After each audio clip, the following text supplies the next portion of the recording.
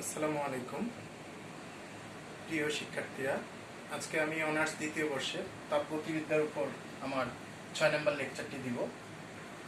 তো এটি আমার শেষ করার আগের লেকচার, লাস্ট বাট ওয়ান। এরপরে আমি আরেকটি লেকচার দিব তাপগতিবিদ্যার, সেটি হবে সর্বশেষ লেকচার, এবং তারপরে আমরা পরের চ্যাপ্টার অর্থাৎ ইলেকট্রোকেমিস্ট্রিতে পদার্পণ করব। তো এই কোর্সের কোড নাম্বার তোমাদের জানা আছে 222801, দ্বিতীয় বর্ষ অনার্সের ফিজিক্যাল কেমিস্ট্রি 2 এর তাপগতিবিদ্যা। আজকে আমি তোমাদেরকে যেমনটা কথা দিয়েছিলাম ক্লাসিয়াস সমীকরণটা পড়াবো।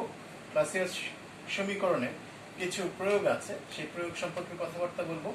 এরপর বিজ্ঞানী ক্লাসিয়াসের এটি আবিষ্কারের পরবর্তীতে ক্ল্যাপারন তার সাথে যৌথভাবে ক্লাসিয়াস ক্ল্যাপারিন সমীকরণ প্রতিপাদন করেছিলেন, সেটি সম্পর্কে বলবো, এবং তার সাহায্যে বাষ্পীকরণ মোলার এনথালপি নির্ণয়, যেটা পরীক্ষাতে তোমাদের থাকে, সেটি নিয়ে আলোচনা করব।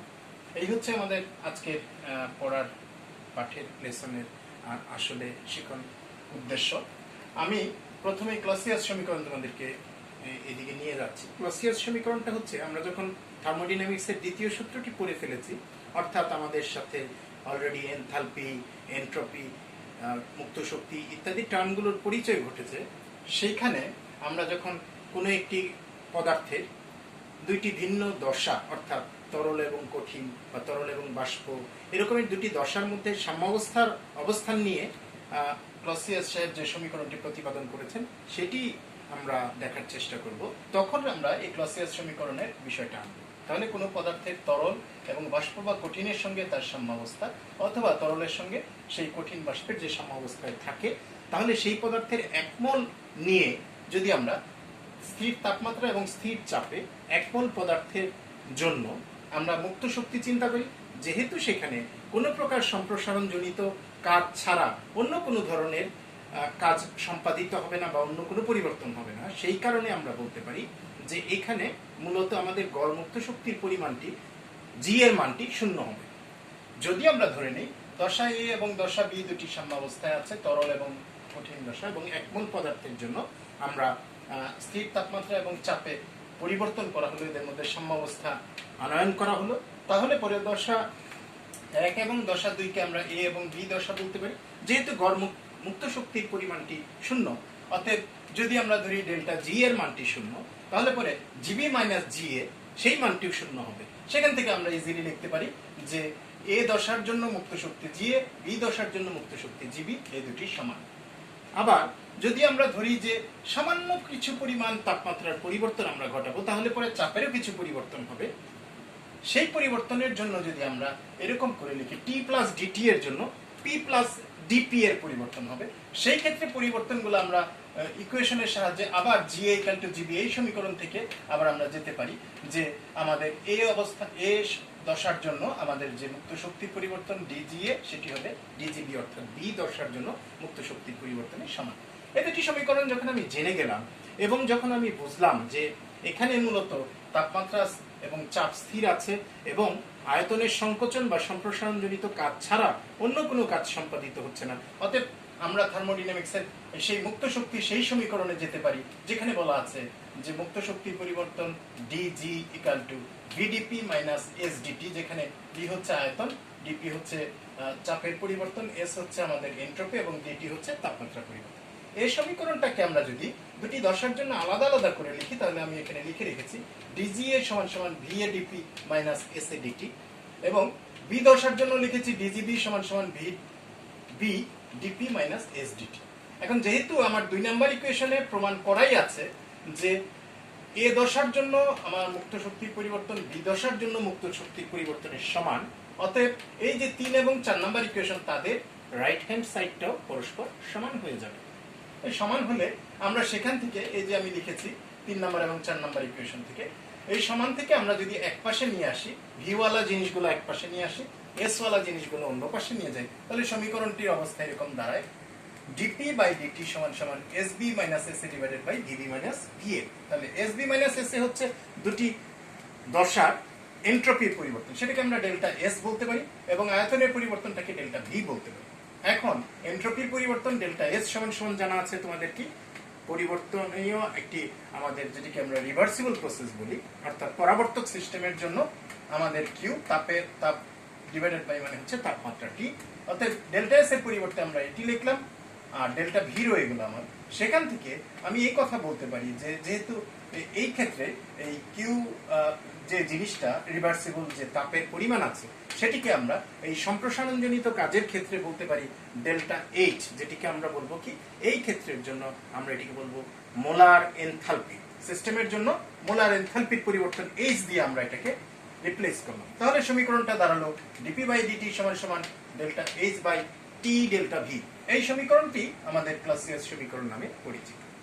এখন যেহেতু দুটি দশার মধ্যে সাম্যাবস্থা বিরাজ করলে এই সমীকরণটি কাজে লাগানো যায়, সেহেতু আমরা পদার্থের যে তিনটি অবস্থা আছে সেখান থেকে যদি চিন্তা করি, তরল এবং বাষ্পের মধ্যে সাম্যাবস্থার ক্ষেত্রে বাষ্পীকরণ, কঠিন এবং তরলের জন্য গলন, এবং কঠিন এবং বাষ্পের মধ্যে যদি সাম্যাবস্থা থাকে তাহলে সেটি ঊর্ধ্বপাতনের কথা আমাদেরকে স্মরণ করিয়ে দেবে। আর প্রয়োগ হিসেবে আমরা ক্লাসিয়াস সমীকরণে এই তিনটি প্রয়োগের কথাই বলবো। অর্থাৎ বাষ্পীকরণের মোলার বাষ্পীকরণ এনথালপি আমরা এই সমীকরণের সাহায্যে নির্ণয় করতে পারি, সেটি হচ্ছে 1 নাম্বার এটির প্রয়োগ। 2 নাম্বার হচ্ছে মোলার গলন এনথালপিও নির্ণয় করা যাবে, মোলার ঊর্ধ্বপাতন এনথালপির মানও এই সমীকরণের সাহায্যে নির্ণয় করা যাবে। এছাড়াও মোলাল উন্নয়ন ধ্রুবক এবং মোলাল অবনমন ধ্রুবক, যেটি কলিগেটিভ প্রপার্টি হিসেবে তোমরা পড়েছো, সেইগুলো নির্ণয় করা সম্ভব হবে with the help of Clausius equation. তাহলে ক্লাসিয়াস ইকুয়েশন অনেকেই হয়তো ভয় পায়, কিন্তু পরীক্ষাতে এটা প্রায় প্রতি বছরই থাকে, অত্যন্ত গুরুত্বপূর্ণ তাপগতিবিদ্যা শেখার জন্য। ক্লাসিয়াস সমীকরণে আমরা সাম্যাবস্থায় কোনো পদার্থের দুটি দশার মধ্যে কিরূপ পরিবর্তন হয়, তাপমাত্রা, চাপ এবং চাপের পরিবর্তন, আমাদের তাপমাত্রা পরিবর্তনের সাপেক্ষে কিভাবে সেটি মোলার এনথালপি এবং আয়তনের পরিবর্তনকে রিলেট করে বা সম্পর্কযুক্ত করে, সেটি আমরা দেখতে পাবো। এরপর এই ক্লাসিয়াস সমীকরণের ধারণা থেকেই আমাদের যে ফাইনাল ইকুয়েশন ছিল 5 নম্বর ইকুয়েশন, সেই ডিপি বাই ডিটি সমান delta H by T delta V, এই সমীকরণ থেকে ক্ল্যাপেরন সাহেব আরেকটি সমীকরণ নিচের দিকে ডিরাইভেশন করেছেন, সেটি আমি এখন যাচ্ছি। আমরা এখন ক্লাসিয়াস ক্ল্যাপেরন সমীকরণে যাব। এখানে আমাদের যদি আমরা ধরে নিই যে বাষ্প, যে এখানে আমরা বাষ্পের কথাটি ধরেছিলাম দশা হিসেবে, তরল এবং বাষ্প দশা, যদি ধরে নিই বাষ্প হিসেবে আমরা আদর্শ গ্যাসকে কল্পনা করব, এবং সেই ক্ষেত্রে আমাদের এই গ্যাসের আয়তনটি তরল বা কঠিন পদার্থের আয়তনের তুলনায় অনেক বেশি, বা তরল বা কঠিন পদার্থের আয়তনটি আমাদের এই বাষ্পের আয়তনের তুলনায় একেবারেই অনেক গুণ কম। তাহলে পরে সেই ক্ষেত্রের জন্য আমরা এই যে এখানে ডেল্টা ভি আছে আয়তনের পরিবর্তন, তার পরিবর্তে সরাসরি শুধুমাত্র আয়তন ভি কে স্থাপন করতে পারি। তাহলে 5 নম্বর ইকুয়েশন থেকে আমরা ডেল্টা ভি এর জায়গায় শুধু ভি বসালে সমীকরণটা এরকম পাই। এবং সেখান থেকে আমরা যদি একটু চেঞ্জ করি, পিভি সমান সমান 1 মোল গ্যাসের জন্য আরটি, 1 মোল গ্যাসের আদর্শ গ্যাসের জন্য, সেখান থেকে ভি এর যে মানটা পেলাম সেটা যদি এখানে বসিয়ে দিই, তাহলে ডিপি বাই ডিটি সমান সমান দাঁড়াচ্ছে পি ইন্টু আরটি স্কোয়ার। এই যে এখান থেকে আরটি বাই পি বসিয়ে দিলাম, আমরা ভি এর মানটা এখানে বসিয়েছি আরটি স্কোয়ার ডেল্টা। একটু সাজিয়ে লিখলে আমরা পিটাকে বাম পাশে নিয়ে এসে 1 by P into D P into 1 by DT equal to ডান পাশে থাকছে delta H by RT square. এখন এই যে 1 বাই পি এবং ডিপি আছে, এটির পরিবর্তে আমরা লিখতে পারি ডি লন পি। যেহেতু তোমাদের জানা আছে লন পি এর ইন্টিগ্রেশন করলে আমাদের ডিফারেন্সিয়েশন করলে সেখানে আমরা এখানে কিন্তু 1 বাই পি ইন্টু ডিপি পাবো, সেই কারণে আমরা এটি লিখতে পেরেছি। লেখা যায় D ln P by DT equal to delta H by RT square. এই যে 3-4 লাইনের ডিরাইভেশন, এটিকে বলা হয় ক্লাসিয়াস ক্ল্যাপেরন সমীকরণের ডিরাইভেশন। এখন এর সাহায্যে এই ডিরাইভেশনের চেয়ে বেশি গুরুত্বপূর্ণ হচ্ছে যে এটির প্রয়োগ কোথায় আছে। আমরা এখানে এই যে ডেল্টা এইচ দেখতে পাচ্ছি, সেটা কিছু না, এটা মোলার বাষ্পীকরণ এনথালপির মান, মোলার বাষ্পীকরণ এনথালপি, আমরা ইংলিশে বলে থাকি মোলার ভেপারাইজেশন এনথালপি। এটির মান নির্ণয় করা যায় এই সমীকরণের সাহায্যে। আমি নির্ণয় করে রেখেছি বাষ্পীকরণ মোলার এনথালপি নির্ণয়, এবং এটি ক্লাসিয়াস ক্ল্যাপেরন সমীকরণের প্রধানতম প্রয়োগ। এখানে আমরা এই সমীকরণটিকে একটু যদি ইন্টিগ্রেশন করি, তাহলে পরে ইন্টিগ্রেশন করেছি প্রথমে মাত্রাবিহীন ডি লন পি, এটির ইন্টিগ্রেশন করেছি ডেল্টা এইচ বাই আর কে বাইরে রেখে ডিটি বাই টি স্কোয়ারের ইন্টিগ্রেশন করেছি। ডি লন পি এর ইন্টিগ্রেশন করলে লন পি পাওয়া যাচ্ছে, আর ডিটি বাই টি স্কোয়ার করলে তোমরা জানো 1 বাই টি আসবে এবং একটা মাইনাস চিহ্ন আসবে। অতএব লন পি সমান সমান minus delta H by R into 1 by T plus constant ধ্রুবক। এই যে সমীকরণটা আমরা পেলাম, এটি এখন যদি আমরা এটিকে একটি গ্রাফে প্লট করতে চাই, অর্থাৎ তুমি জানো এটাকে y equal to minus M X plus C জাতীয় সমীকরণের একটি রূপক আমরা দেখতে পাচ্ছি, বা ওইটার একটি ছায়া দেখতে পাচ্ছি, শ্যাডো। সেই অর্থে আমি যদি এখন এটিকে লেখচিত্রে স্থাপন করি, লগ পি বাই 1/t দিয়ে যদি স্থাপন করি তাহলে কতগুলো নিম্নগামী সরল রেখা পাবো, ডাউনওয়ার্ডস কিছু ট্রেন্ডের রেখা পাবো, যে রেখাগুলোর ঢাল হচ্ছে -h/2.303 r মোলার গ্যাস ধ্রুবক আর। তাহলে সেই ঢাল থেকে যদি ঢালের মানটি এই লেখচিত্র থেকে জানতে পারি, অতি সহজেই আমরা কি করতে পারি, আর এর মান এখানে বসিয়ে ডেল্টা এইচ এর মানটা নির্ণয় করতে পারি। আবার দেখো, যদি আমরা P1 চাপের জন্য তাপমাত্রা ধরি T1 এবং P2 চাপের জন্য তাপমাত্রা ধরি T2, তাহলে এটিকে যদি মাত্রাযুক্ত ইন্টিগ্রেশন করা হয় তাহলে পরে মাত্রাযুক্ত ইন্টিগ্রেশনের ক্ষেত্রেও আমরা এরকম করে পেতে পারি ln P2 বাই P1 বাম পাশের জন্য d ln P এর জন্য, আর ডান পাশে dt বাই t স্কয়ার এর ইন্টিগ্রেশনের জন্য আমরা পাবো 1/t, সেটির দুটি মাত্রা থাকবে T1 এবং আপার লিমিট T2। সেখান থেকে আমরা এরকম করতে পারি ln T2 by P1 = minus delta H by R, এটির মান আমরা 1/T2 - 1/T1 লিখেছি। লন থেকে যদি লগ করি 2.303 ওই পাশে চলে যাবে এবং r থাকবে। এখান থেকে আমরা আসবো log of P2 by P1 = আমরা যদি একটু মাইনাস সাইনটা ভিতরে ঢুকিয়ে দিই তাহলে পরে পাবো এরকম T1 T2 নিচে থাকবে আর উপরে আসবে T2 - T1। এই সমীকরণের সাহায্যে আমরা কি করতে পারি, এই বাষ্পীকরণের মোলার এনথালপির মানটি নির্ণয় করতে পারবো। এখানে প্রয়োগ দেখিয়েছি আমি যে যদি আমার এখানে P1 জানা থাকে, P2 জানা থাকে, T1 এবং T2 জানা থাকে, তাহলে পরে ডেল্টা এইচ এর মানটি আমাদের নির্ণয় করা সম্ভব, কারণ এই মানটি আর এর মানের সঙ্গে গুণ হয়ে আমাদের 19.147 মানটি হরের মধ্যে আছে।